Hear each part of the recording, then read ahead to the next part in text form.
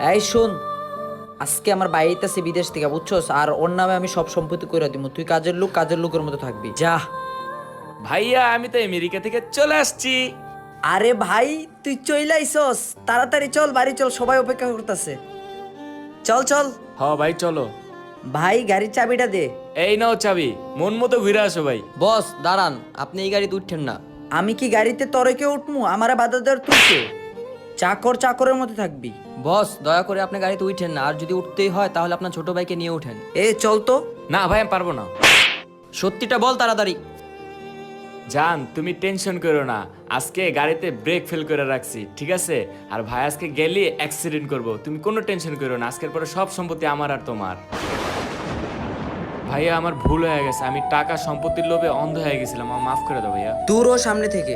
তোরে আমি কর্মচারী ভাবছি, তুই তো আমার সবচাইতে আপন, বুকে আয়।